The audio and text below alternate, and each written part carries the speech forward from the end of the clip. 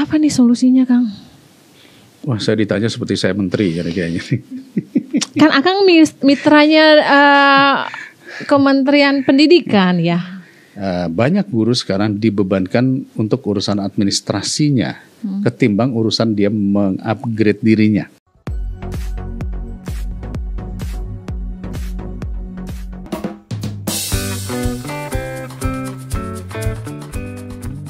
Persoalan lain dalam dunia pendidikan tentunya adalah tidak lepas dari jumlah SDM, jumlah guru. Ya. Sekarang kita juga masih banyak banget dengar di daerah-daerah pinggiran ya Kang ya, daerah-daerah pedalaman sulitnya mengakses, selain aksesnya sulitnya juga mendapatkan guru yang berkualitas. Ya. Kalaupun ada guru yang berkualitas, jumlahnya juga sangat sedikit. Ya. Apa nih solusinya, Kang? Wah, saya ditanya seperti saya menteri kayaknya. Kan Akang mitranya Kementerian Pendidikan ya. Iya betul. Apa nih solusi dari yang DPR juga mungkin kan pasti teman-teman juga yang sering turun ke dapil pasti sering mendapatkan cerita-cerita itu gitu. Karena kalau di sosmed itu kita suka banyak dapat cerita guru pedalaman yang kadang honornya juga belum bayar. Setuju, saya setuju. Tapi begini kan, kalau misalnya dikatakan DPR, DPR ini fungsinya mengawasi, ya menegur, mengkritik, tapi eksekutor kan tetap pemerintah. Oke. Kita memberikan anggaran yang kita berikan nggak bisa bilang ini untuk guru pedalaman ya, enggak. Kita hanya mengatakan bahwa harus ada dukungan afirmasi untuk guru-guru di 3T, guru-guru di pedalaman yang selama ini kurang mendapatkan kesejahteraan. Itu semua sudah kita lakukan. Bahwa dalam eksekusinya pemerintah memberikan atensi atau tidak atensi, ini juga menurut saya perlu dikaji baik-baik. Satu contoh begini, kita paham jumlah guru sebetulnya udah banyak. Guru itu banyak sekali, tapi yang dikatakan Balia, guru yang berkualitas. Nah kalau kemudian ada, kita menyebutnya namanya ada guru penggerak. Ada guru penggerak, yang lain nggak bergerak dong. Itu kan dikotomi. Mestinya kan kita tidak boleh mengatakan, oh ini adalah guru yang sudah bisa ini yang belum. Kita bikin saja namanya capacity building. Siapapun bisa menjadi guru yang berkualitas jika mengikuti pelatihan ini. Jadi haknya itu diberikan sama. Anggarannya pun untuk pelatihan dan sebagainya juga diberikan. Jadi nggak boleh ada yang yang ini guru hebat, yang ini nggak hebat. Nanti terjadi dikotomi dan terjadi konflik sosial di satu sekolah aja. Ada yang merasa ya dia kan guru penggerak gitu. Ada kayak begitu.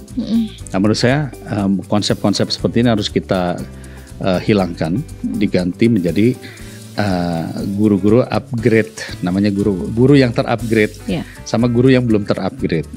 Dan untuk menjadi guru yang terupgrade tinggal mengikuti saja, ada mengikuti pendidikannya, pelatihannya, itu namanya PPG dan seterusnya. Nah, kembali tadi konsepnya adalah memang merubah guru tidak mudah. Banyak guru sekarang dibebankan untuk urusan administrasinya ketimbang urusan dia mengupgrade dirinya. Bikin laporan. Menurut saya itu juga harus kita kurangi pembuatan laporan yang menyebabkan guru capek, dia kurang me time-nya, ya, dan tentu nanti ujung-ujungnya adalah kesejahteraan. Untuk kesejahteraan sebenarnya udah ada undang-undang guru dan dosen di mana ya guru dan dosen adalah profesi. Nah karena profesi dia tidak boleh mendapatkan pendapatan di bawah UMR, karena buruh saja UMR. Jadi harusnya apa? Dia harus kita perjuangkan. Bagaimana cara memperjuangkannya? Nah, sementara sekolah kadang-kadang menambah terus guru baru honorer.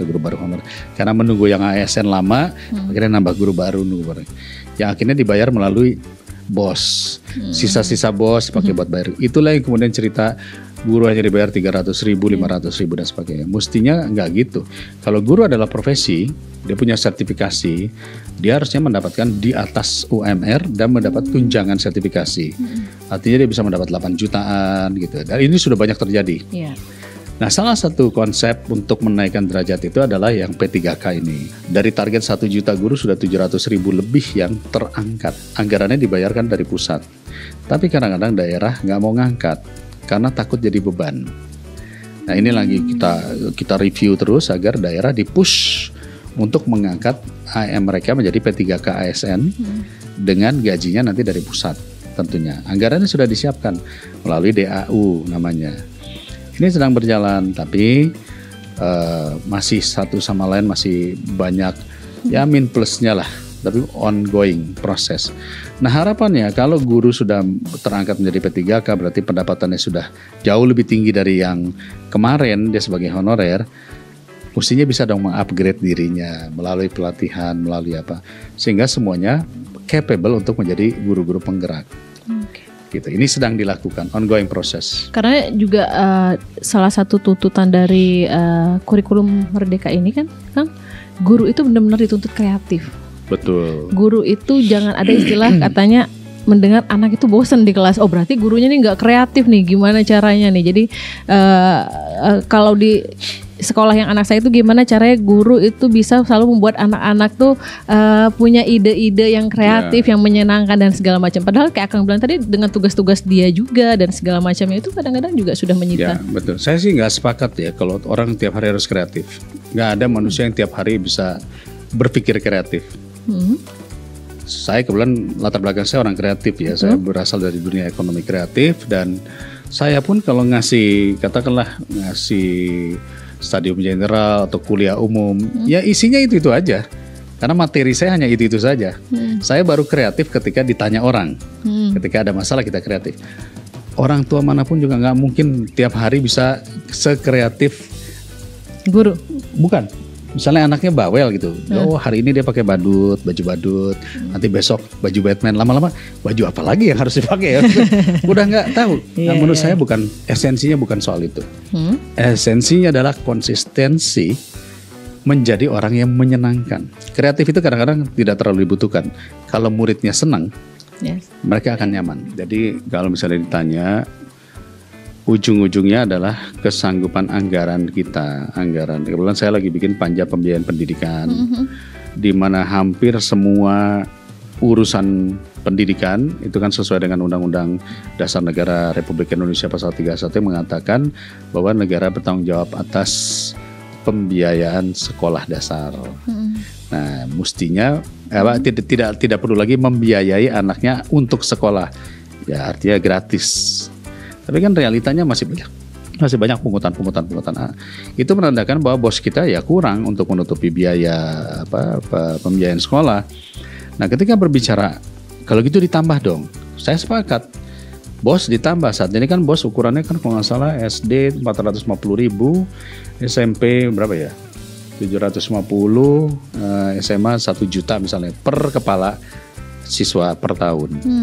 Ya kalau sekolah yang muridnya 1.000 berarti dia dapat 1 miliar. Tapi kalau yang sekolah isinya cuma 100 murid, cuma 100 juta dibagi setahun, dibagi sekian guru, gak bisa ngapa-ngapain. Nah itu yang tadi saya katakan, perlukah ada pola pembiayaan yang lain? Misalnya berbasis institusi, berbasis lembaga, berbasis daerah, ada daerah pegunungan ya tentu bosnya gak akan cukup, karena biayanya mahal. Ini harus dikaji hal itu. Nah, ujung-ujungnya cukupkah alokasi anggaran pendidikan di negara kita untuk membiayai itu semua? Ini yang lagi saya urusin sekarang. Kira-kira? Mestinya cukup, tetapi penempatannya ternyata banyak yang salah.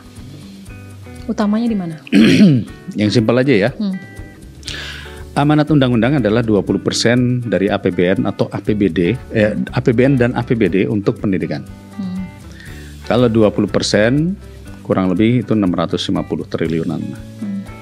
Cukup nggak? Wah sangat cukup kalau dikerjakan oleh Kemendikbud. Tapi realitanya Kemendikbud hanya dapat porsi terkecil yaitu 97, sekian triliun. 98 ya. Lalu kemana lagi tuh yang hampir 590 triliunnya? Transfer keuangan daerah fungsi pendidikan. Itu hampir 54%, 300 sekian triliun. Kementerian lembaga lain yang menyelenggarakan pendidikan seperti Kementerian Agama, Kementerian PUPR aja punya fakultas ini PUPR, Kementerian Kesehatan, itu hampir 100 triliun sendiri. Lalu kemudian anggaran di Kementerian Keuangan, ada anggaran bencana dan anggaran pendidikan yang ada di Kementerian Keuangan. Mungkin LPDP atau apa saya nggak tahu ya. Kementerian Sosial aja punya 12 triliun. Desa punya anggaran pendidikan. Dana desa itu ada dana fungsi pendidikan. Jadi ketika semuanya dibagi-bagi ke sana kemari, lalu yang bertanggung jawab terhadap pendidikan siapa? Menteri Pendidikan atau ini semua nih yang semuanya tidak bisa kita audit. Iya. Karena itu adanya di domainnya, ada di daerah, ada di kementerian lembaga punya proses lainnya, masing-masing, punya ya? proses masing-masing, bukan di Komisi 10 tentunya. Akibatnya kami melihat bahwa dari anggaran fungsi pendidikan 20%, Kemendikbud hanya punya alokasi anggaran 98 triliun, bahkan tahun 2024 ini turun menjadi 83. Udah harus ngurusin BOS, ngurusin beasiswa KIP kuliah, ngurusin gaji guru, dan lain-lain. Nggak bisa bernapas lah. Bangun sekolah aja nggak bisa. Jadi inilah yang harus direformulasi. Panja Pembiayaan Pendidikan ini lagi ingin mencoba mereformulasi. Mestinya berapa sih yang untuk dikelola Kementerian Pendidikan lainnya? Kementerian lembaga lainnya. Misalnya contoh, di situ disebutkan kementerian lembaga lain yang ada namanya pendidikan kedinasan. Ya, kalau kedinasan ya dinas dong. Jangan bikin prodi non dinas.